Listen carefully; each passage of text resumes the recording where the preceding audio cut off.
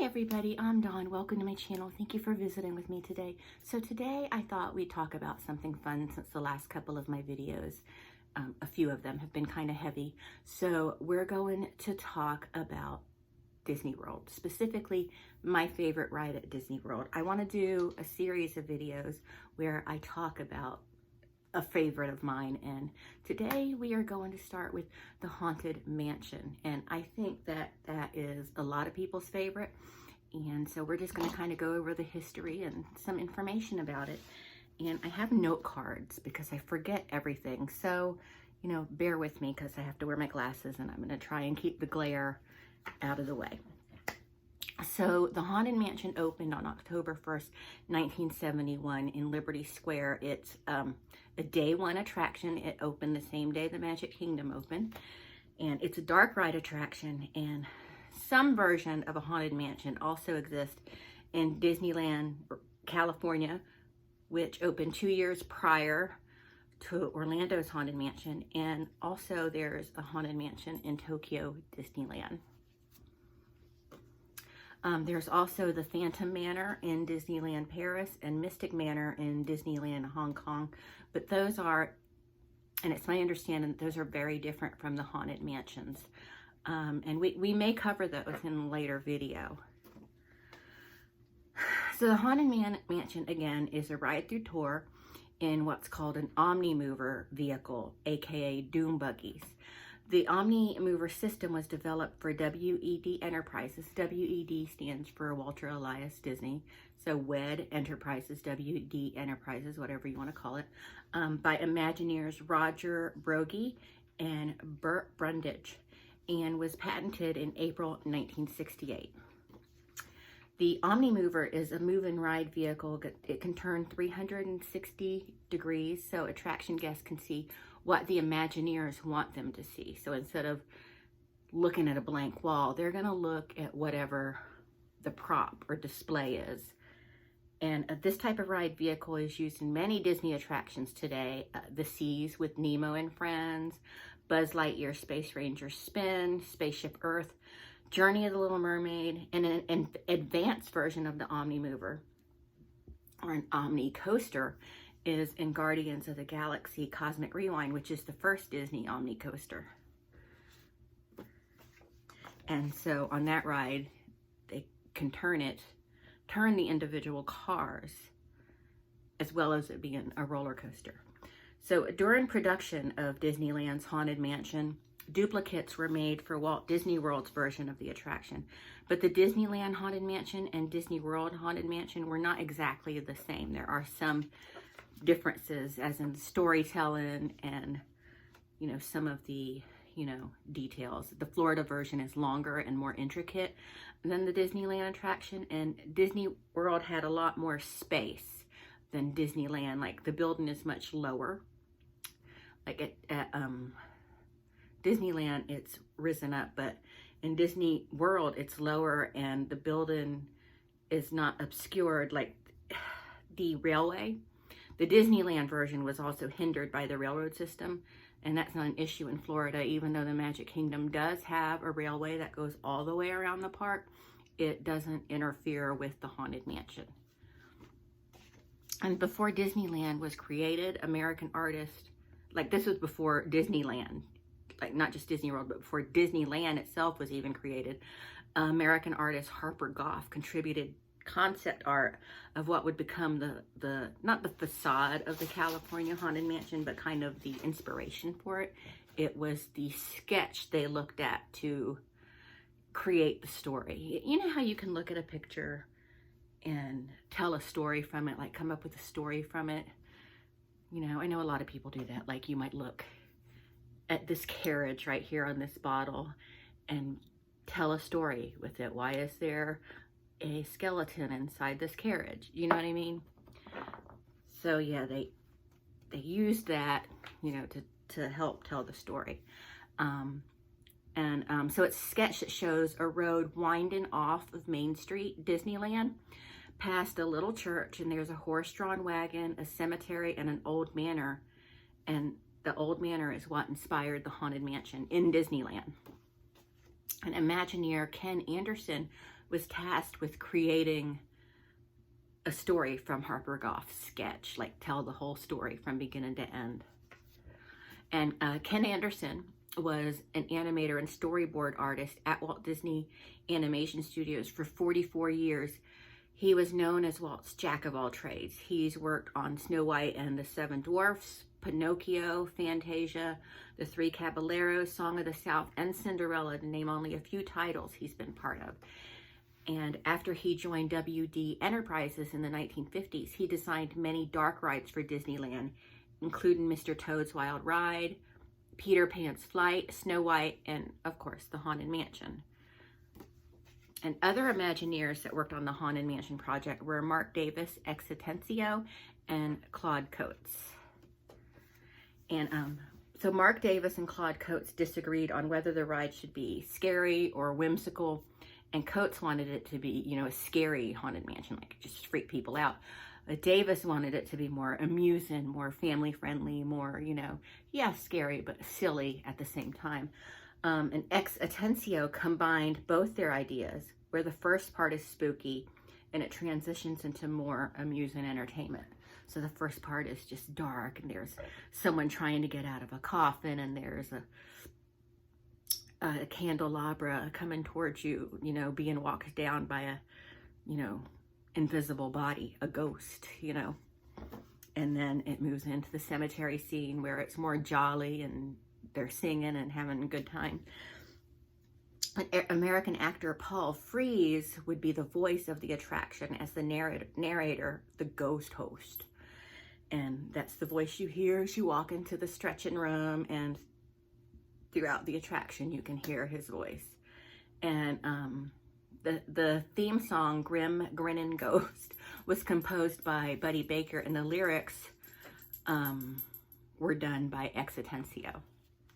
And all this work was done so recreating the mansion in Florida would be a little easier. And all the design elements, set pieces, and props were already made, but still the Florida version had some differences. The Walt Disney World version is located in Liberty Square, not New Orleans Square. Disney World doesn't have a New Orleans Square. And the Florida version had more of an Edgar Allan Poe and Legend of Sleepy Hollow feel to it. More, I want to say more gothic than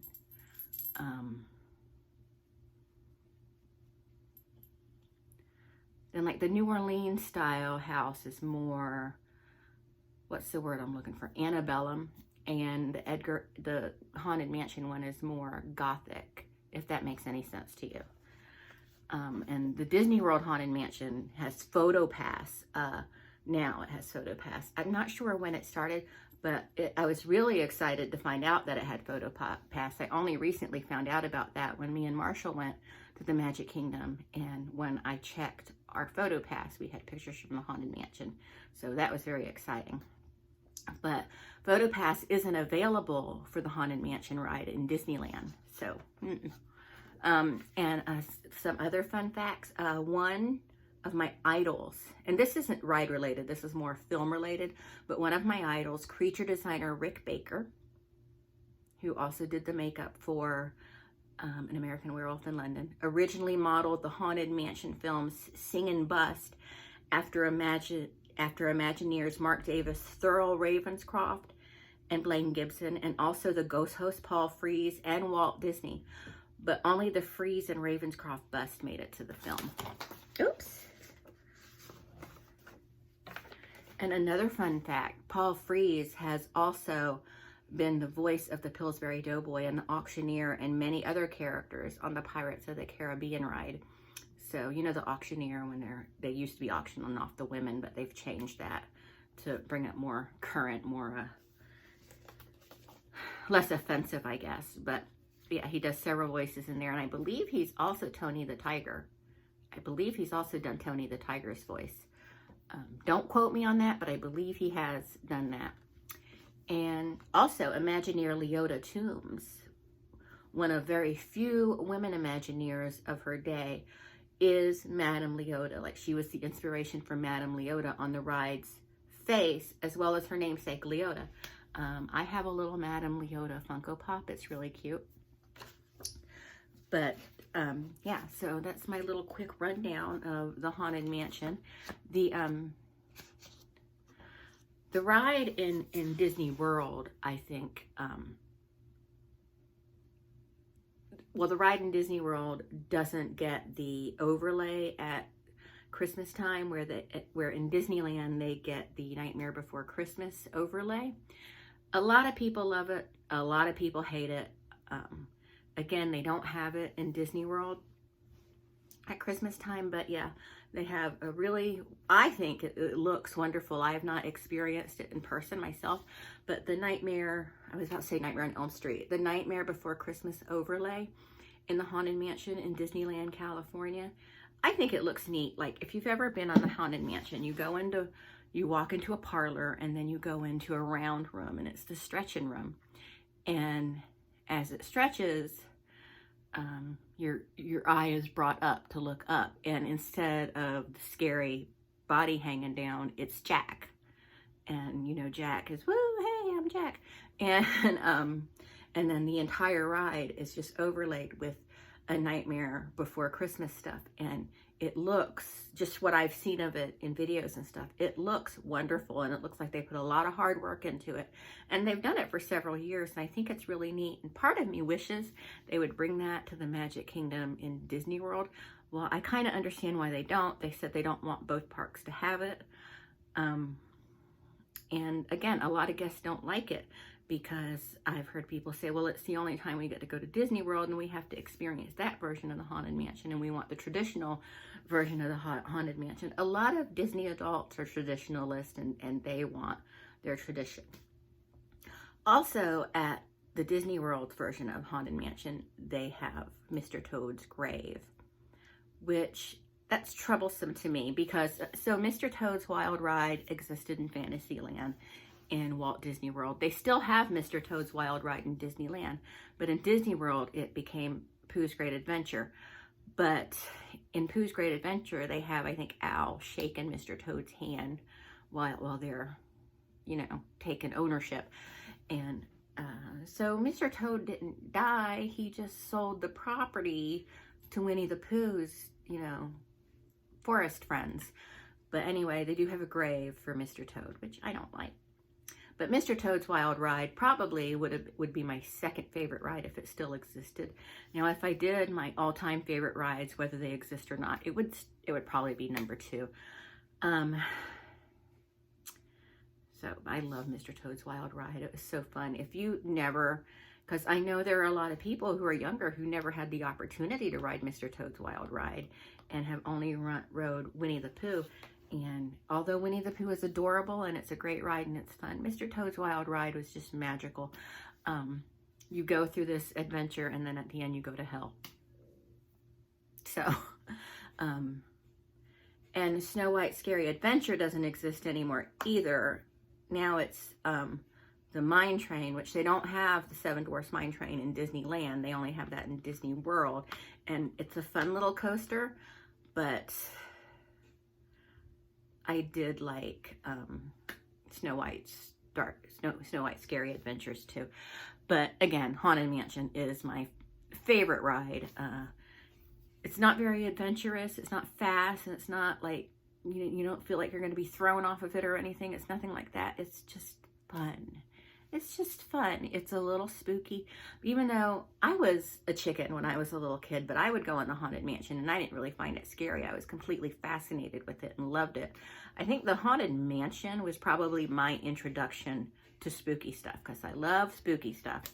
And anyway, I just love it. I think it's a wonderful ride. And if you've never ridden it before, make it a priority when you go to Disney World or even Disneyland. I hope to get to Tokyo to ride theirs, and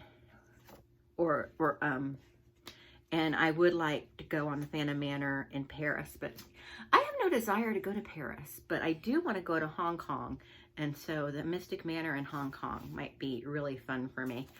So anyway, that's it. I hope you enjoyed this. I hope you enjoyed all the photos I've inserted. Thank you so much for watching, and I'll talk to everyone later. Bye.